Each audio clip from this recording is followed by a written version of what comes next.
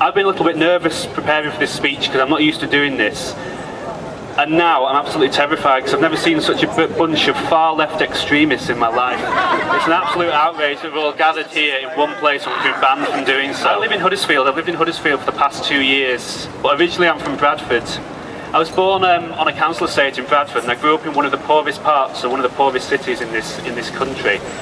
I joined the Labour Party when I was old enough to vote, and I've been a proud member of the Labour Party in that time, because I've always believed that they're the party that stands up for ordinary people. They're not the party of big business, they're not the party of foreign investments, they're not the party of multi-billion-pound bankers, they're the party of ordinary people like those of us here today. And finally, not just in my lifetime, but I think in many of our lifetimes, many decades, finally we have a leader who stands up for those values. We've got a leader now who's been in Parliament for 30 years, standing up for peace, standing up for equality, standing up against racism, standing up for workers' rights. Can that be said about any of his opponents in the Labour Party? No. It certainly can't be said about his opponents in the Tory Party, or in UKIP, or in many of the other parties. Jeremy Corbyn is the one hope this country has now of a leader who's going to stand up for every single one of us. So that's why I'm here today. I can go back 40 years in October in the Labour Party. And when I joined the Labour Party, it looked as the Labour Party was on the way to building a social society in Britain in the next 10 or 20 years. Subsequent events upset me very severely. I gave Thatcher 2 years when she came in 1979. Unfortunately, it was 18 years. And during that time, we had to fight against a virtual civil war in the coalfields unlaunched by the government. We had to fight against monetarist economics. But the problem is that during the past 15-20 years, the Labour Party has half taken on that monetarist neoliberal economics, and that's the source of a lot of our problems today. Millions of ordinary citizens in this country were right about Iraq's weapons of mass destruction, and the people at the top got it absolutely wrong. And on this issue again, on the UK weapons of mass destruction, I would say that the ordinary citizens again have got it right, and the Westminster elite have got it completely and utterly wrong. And I'm careful to say the Westminster elite, because there are some honourable politicians up there at the top who are voting with their conscience. And I'm speaking about Jeremy Corbyn and the MPs that are loyal to him and the kind of politics that he represents.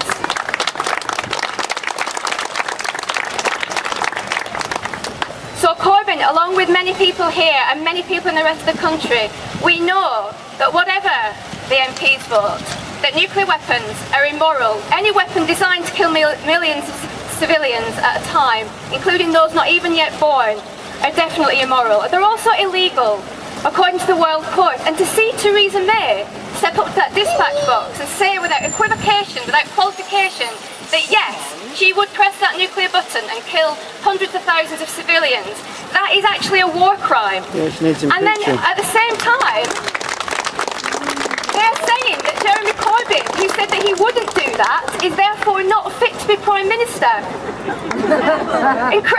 Absolutely incredible. What a topsy-turvy world that we live in. Now, Labour didn't lose the last election because they were too left-wing. They lost because there wasn't a clear enough distinction between them and the Tories.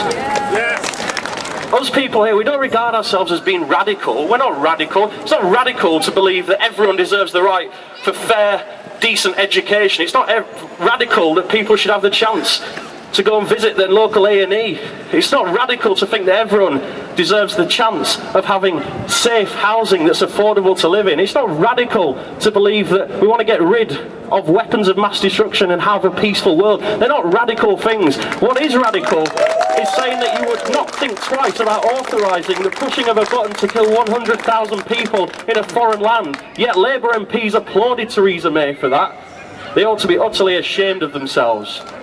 This whole austerity thing, I think, you know, it's creating real tensions in communities, and people are imploding on each other and turning to each other and not really realising where the problem is.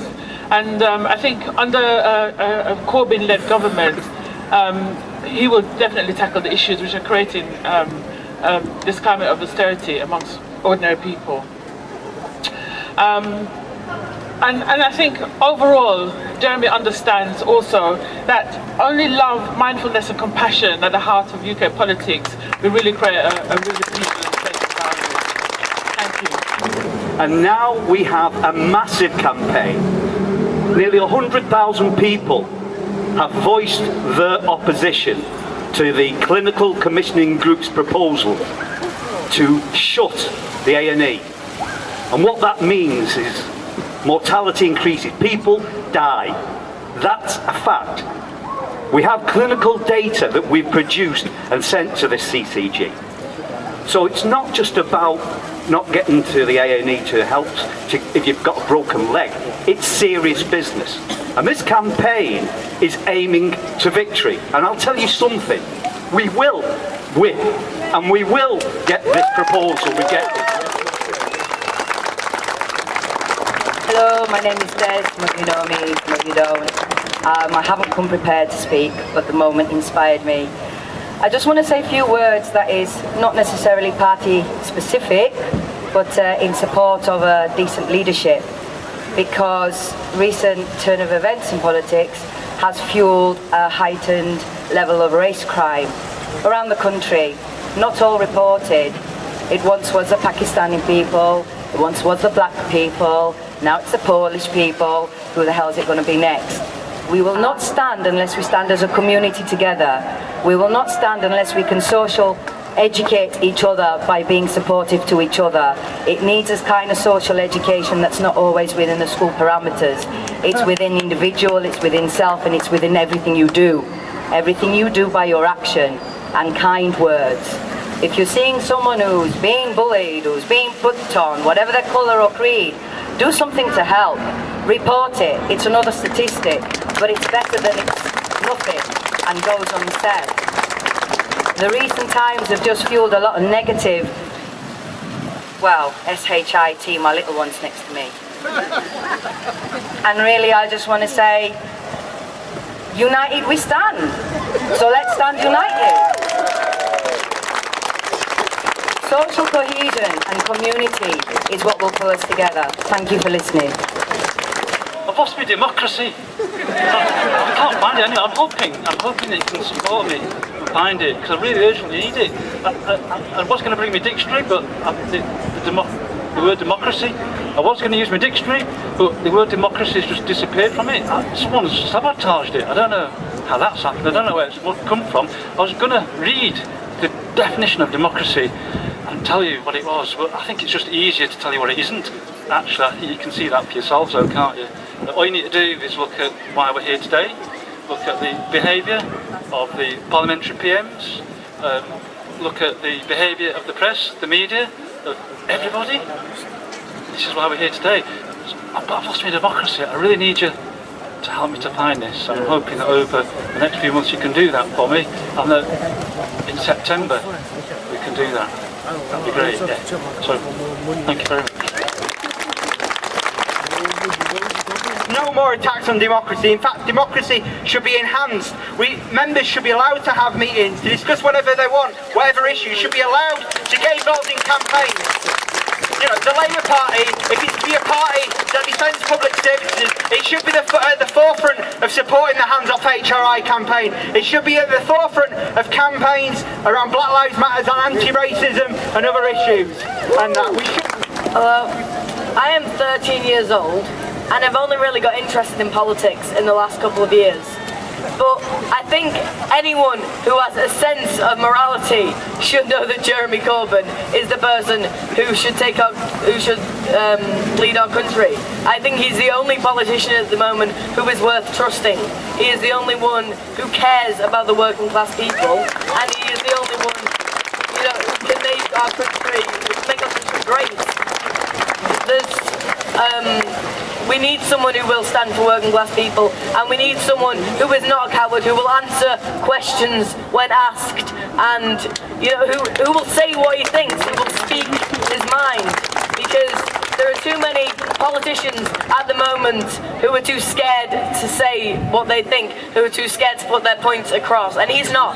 He will say what he thinks. He cares about everyone, not just Brits. He cares about humans as a species. He cares about his fellow man, and I think it's amazing that he exists. man like him exists, and a man like him can speak for us. Thank you very much. Absolutely brilliant, Adam. Thank you. That's fantastic. Brilliant. We've got Terry wants to come forward and say a few words as well. Please put your hands together for Terry. Well done, Adam. I'm about 60 years older than you. However, I'd just like to say that some of the speakers have said, well, we should all get together, which we should. But there are ways of doing it, and one of the ways for me is I was a member of the Labour Party in the 70s for 20 odd years. I recently joined. I'm one of them unfortunate people who hasn't got a vote because I joined before the cut-off date in January. So I haven't got a vote, and I'm not going to pay 25 quid to have a vote. However, I'm in the Labour Party, but I'd just like to say that we've had, I want to talk about the MP in Parliament, and rightly so, because they sat there, or people like through the 80s, you know, in fact, I went and heckled Tony Blair on Manchester Road in 1993 before he got elected, you know, and it's gone downhill ever since then. But what we've got to do, they're talking now about recall of MPs. We've got to make sure that those MPs, if we get that recall, are turfed out, and we get people among the 150 or 180,000 people, which is what you read in the papers. We've got to get some of them people in some of them seats. And thank you very much.